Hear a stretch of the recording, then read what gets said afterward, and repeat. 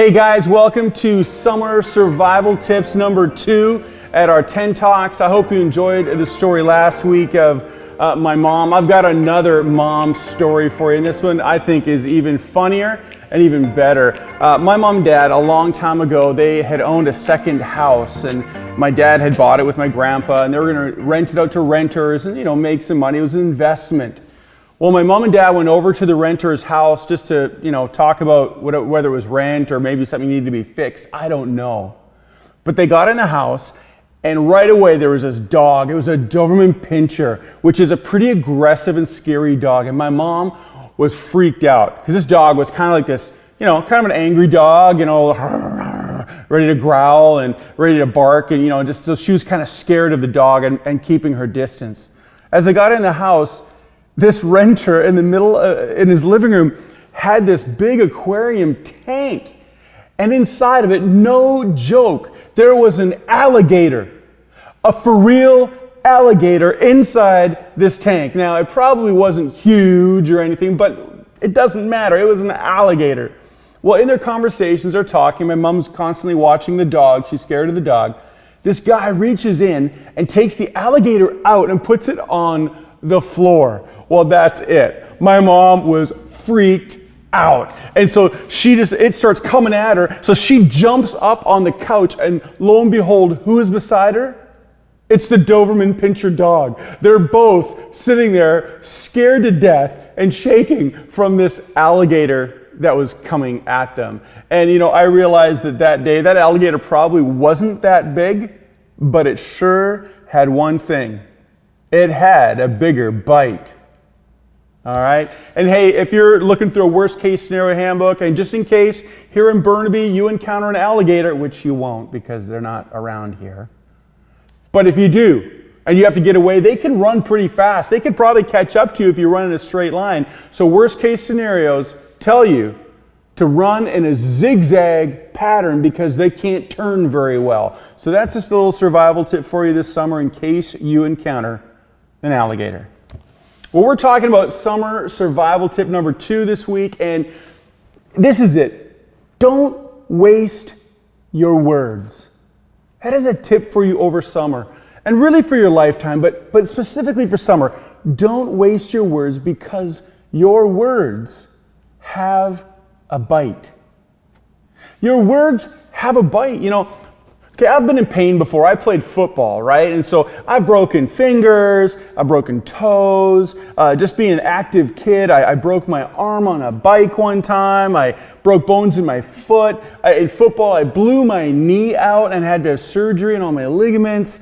Mountain biking, I wrecked my shoulder. That was a real cool one because the ligaments pulled but didn't rip, and instead they pulled a piece of the bone with it. It's crazy. I hurt my shoulder. I've been in pain before, but you know what? All those things, they've healed.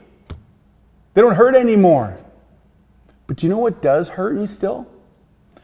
Are the words that people have shared to me when they've been mad or upset, or when they've said things, and they've said things that really hurt. Those words have cut the deepest, and they still will cause me pain if I let them today. Those words, they hurt. They stay with you. They don't go away. And you know what? Words can be clumsy. We can actually say something that will hurt somebody deeply and not even know it. I'm sure I've done that before.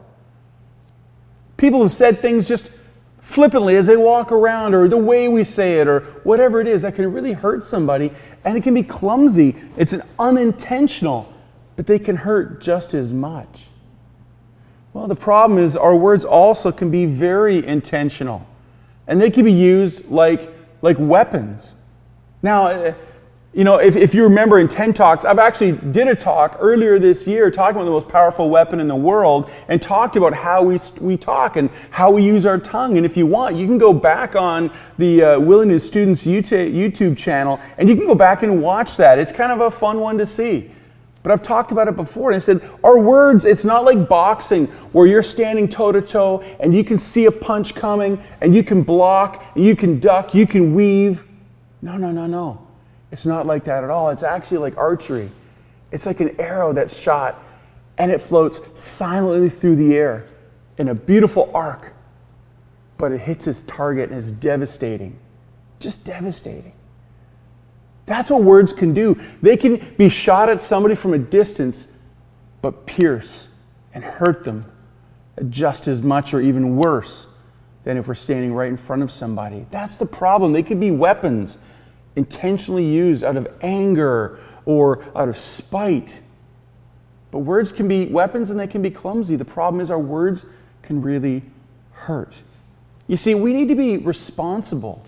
Are you responsible for what you say? I need to be responsible for what I say and the words that I use. And we all have to ask ourselves this question: do we want our words to hurt or heal? Ask yourself that. Do you want your words to hurt or heal? There's a couple verses here that talk about it in Proverbs. Proverbs 18:21 says this: the tongue has the power of life and death, and those who love it will eat its fruit. How we speak, how we communicate. Now, when I talk about communication, I'm talking about what we say, but also what we type, what we write in social media, in notes and letters, how we just converse with our families, how we talk to our friends, our teachers, whoever. That's what I'm talking. All the words we use, it's in our communication, spoken and written. But they have a direct impact, not only on the people who hear them, but actually on our own lives as well, that verse tells us, and on the lives around us. And what about another one in Proverbs 12:17-19? It's a little longer, but it says this: an honest witness tells the truth, but a false witness tells lies.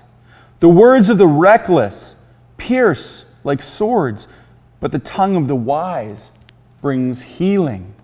Truthful lips endure forever, but a lying tongue lasts only a moment. It's really important how we use our words. You know, there's my favorite blues player. You've heard me talk about him before, is B.B. King. And he was known for a line. When he soloed, he wasn't like shredding all over the neck. It was a lot less notes, but he had a lot of feel. And he would let notes ring for a long time, and he would use this hummingbird vibrato, and it would just go for days, it seemed. And he said this: play notes like they're expensive. Don't just toss them out there, all these thousands of notes. No, work that note. Play it like it's expensive. Have feeling behind it. And I want to take that and say, when you think about your words, when you're speaking, think about your words as being expensive. Use words like they're expensive because they have great power and they have great worth. You have the power to tear someone down and the power to build somebody up. How do you use your words in conversation? Like I've said, on social media or in gaming. How do you talk to your parents, your siblings, your friends? You have to ask yourself, what are you communicating about yourself in how you talk and how you use your words? And ultimately, as people watch you, if they know you're a Jesus follower, what are you communicating to them about God by the way you talk and deal with others? The words you use have power. They have power to cause real, long-lasting, deep pain. Your words can hurt, but they can also heal. They can build somebody up. They can encourage them. They can bless them. So use words like they're expensive and think before you talk and be a blessing to others because your words matter. Well, thanks for joining me for Summer Survival Tip number 2, and tune in next week for another survival story and our next survival tip. Have a good week.